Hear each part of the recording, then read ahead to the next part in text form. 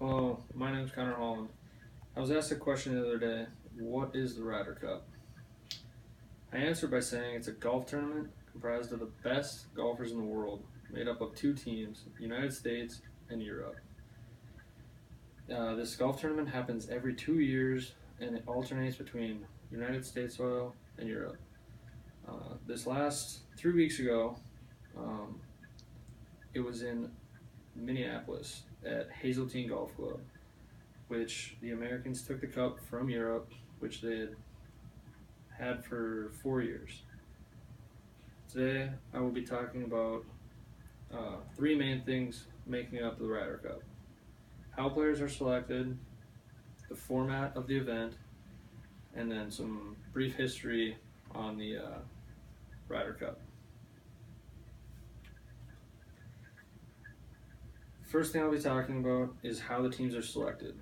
There's making up of the team is captain, vice captains, which varies every year based on pretty much who gets left out.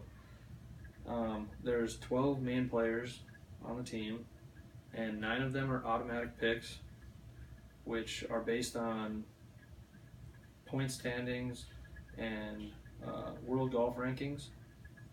The next 3 are picked on by the captain, which is their sole purpose, um, and they are picked 2 picks a month before the tournament, and then 1 pick a week before.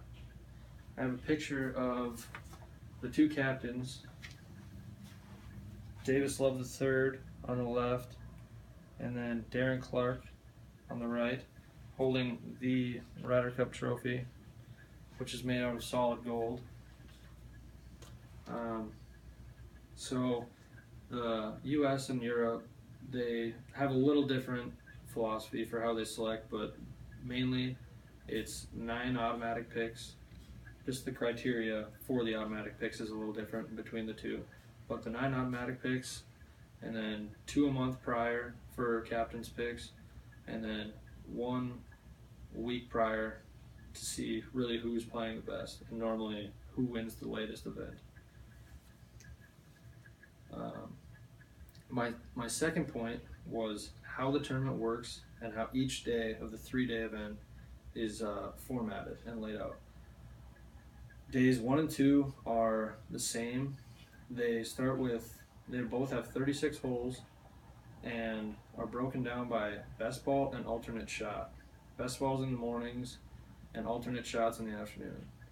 The captains will pick who they want to send out in 2-man teams for each event in the morning, and then they can do different pairings in the afternoon. Best ball is the 2-person team will both play the hole and choose their best score on the hole to compete against the other 2-person team. So US will say they have a 3, will hopefully beat Europe with a 4. And this is match play through 18 holes.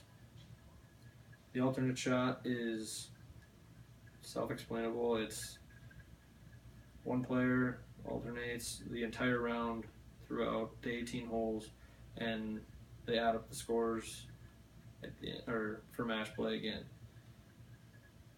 Day three, the singles, is the most important day because there's 12 pairings, one-on-one, for US and Europe.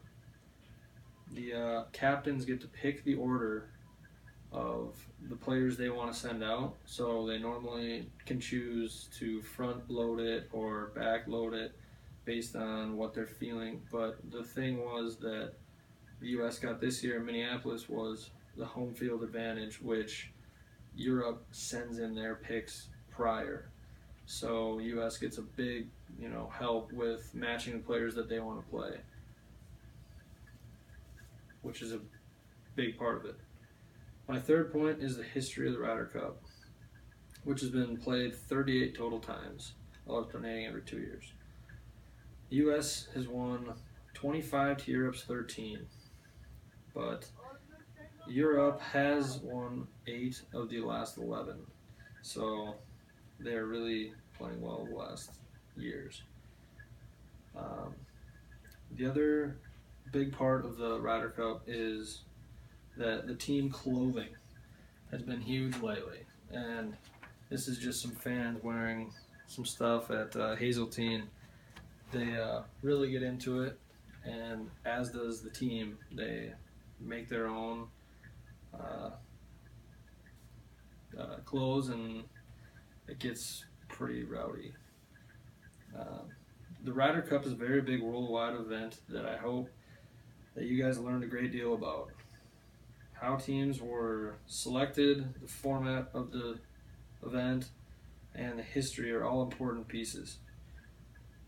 All there is now is to get the cup again in 2 years in Paris. Hope you guys learned a lot. Thank you.